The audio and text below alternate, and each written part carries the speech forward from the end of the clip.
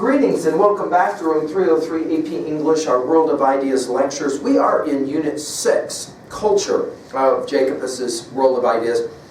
This is lecture number 35, the great Margaret Mead.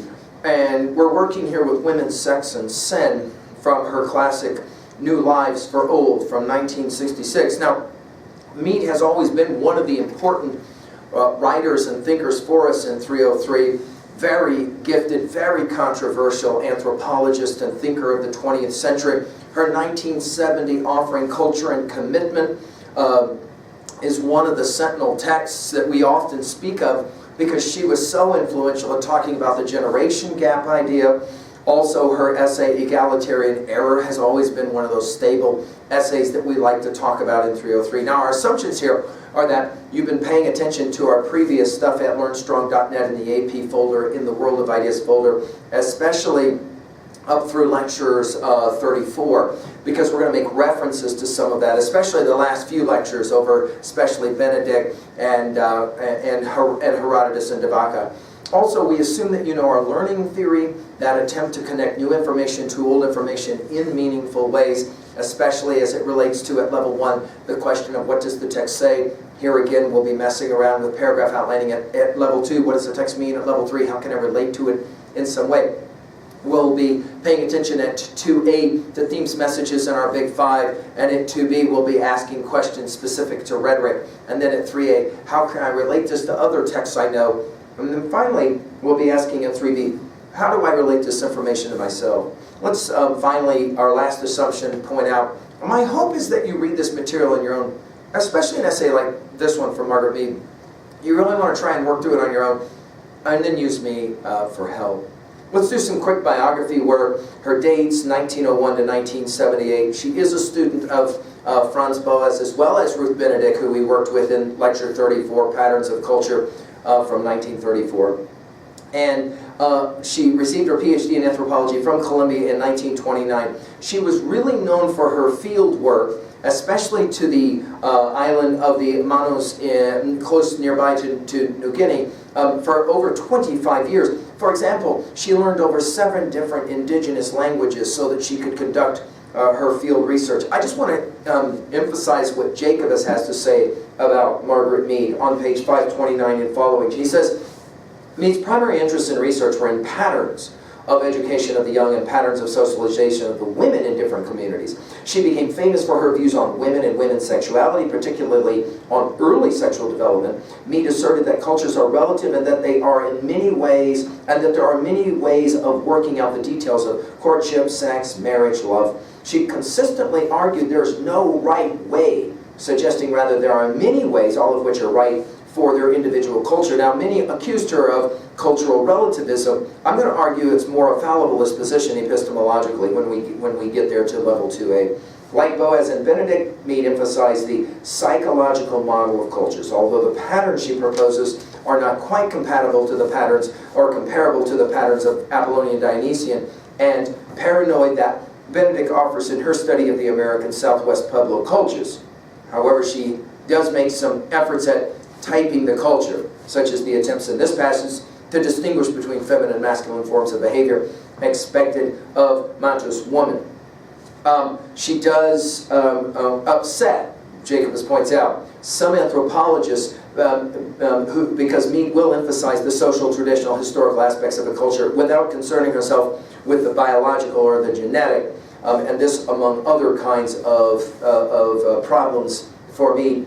That ignoring biological determinism in her researches is going to, for example, like something like Freeman, the 1983 study, she's going to be open to that kind of accusation. To continue on page 530, Women, Sex, and Sin is remarkable for its discussion of profound changes in a primitive society, okay, from 1928 to 1953. And then to skip down, consequently, she records in this passage changes that are made to an entire culture of its own volition, and to that degree it makes it a powerful study. She explains that the Manus, quote, had taken their old culture apart piece by piece and put it together in a way in which they, who knew it best, thought would make it work to achieve their new goals, end quote. Let's talk really quickly about Mead's rhetoric and the rhetorical approach. Jacobus points out what is absolutely clear about and true about most of Mead's writing. Very clear, very logical. The style is very direct. She does like to compare old ways to new ways. I'm with you on page 531. Mead points out that the more things change, the more they remain the same. Her comparison gives way to an analysis in which she attempts to demonstrate that beneath the surface, which reflects so much change, are many of the same patterns, the same problems, the same deep cultural traditions.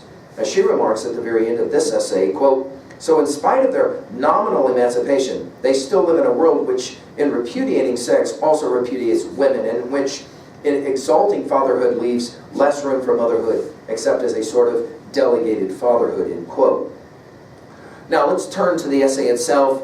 We've got 20 paragraphs here. Let's work through them one at a time. Paragraphs 1 and 2.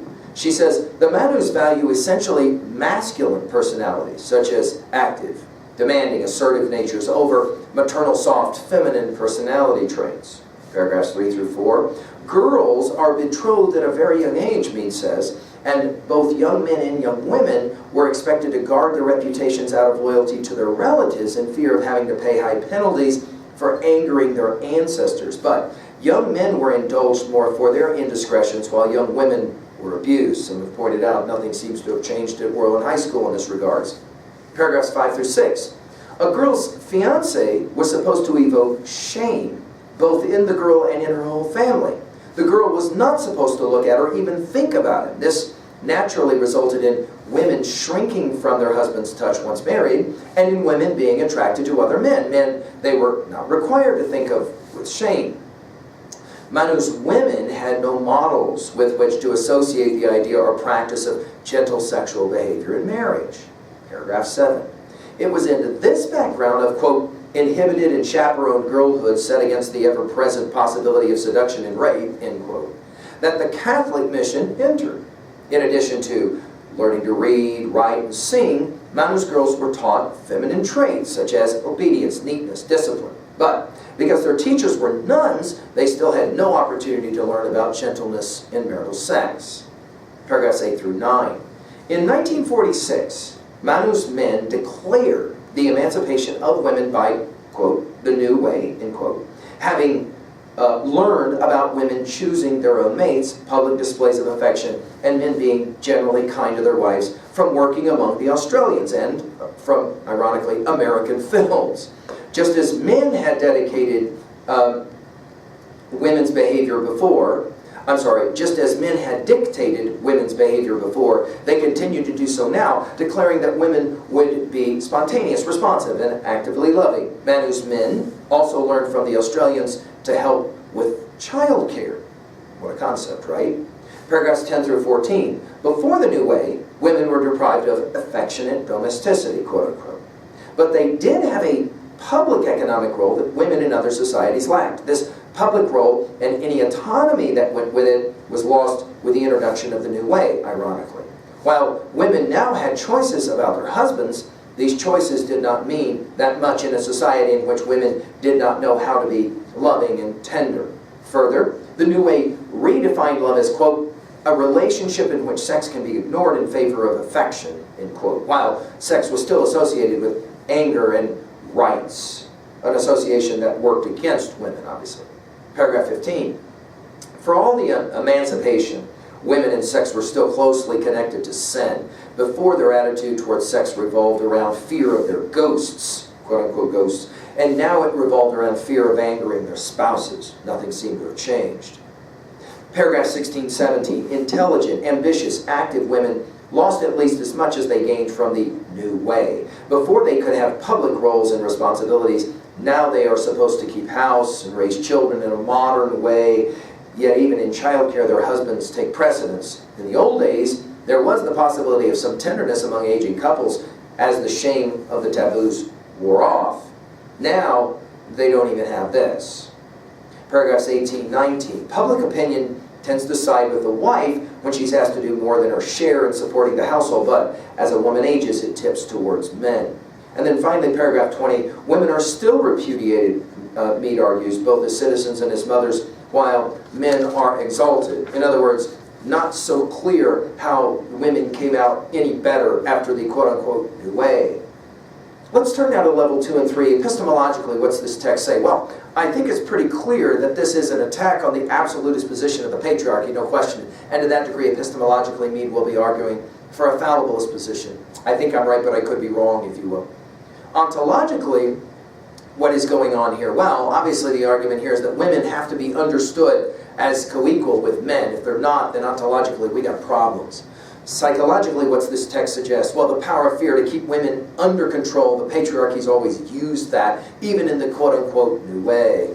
Sociologically, well, clearly we're all connected, and yet notice sociologically, this text is as well fascinating for its study of how a society, a culture, can try to somehow voluntarily adjust or change its views, its taboos. Notice, ironically, in speaking of theodicy and the question of evil and suffering, notice still the patriarchy, huge source of pain and suffering, even after the quote-unquote new way. 2A messages the importance, obviously, of evolving in respectful ways is standing behind what Mead has to say, as well as the difficulty of actual change, right, of attitudes. At 2B, note again the clear, direct style, lots of examples from experience, lots of stories, which obviously are compelling. Many students say the reading of this is quite compelling because of those stories. At 3A, I've already mentioned some of the other Mead texts, but I want to turn and challenge you to think about Herodotus, De Vaca, as well as Benedict, as it relates specifically to some of the ideas that Mead is messing around with here. And finally, in 3B, how you relate personally to this, what was a time that your opinion or your attitude actually changed? And how did that come about? I mean, Mead talks a little bit about how some things change, but the more they change, the more they stay the same. Is that true in your own experience? And a final question in 3B to maybe try to relate this to yourself personally. Do you think men and women will ever consider each other and can ever consider each other as co-equal? What are your thoughts about that one? At 3A, we obviously think about Chaucer and the wife of Bath, don't we? No question about that. Well, the great Margaret Mead, I hope that it motivates you to go on and read more of her stuff. Thank you.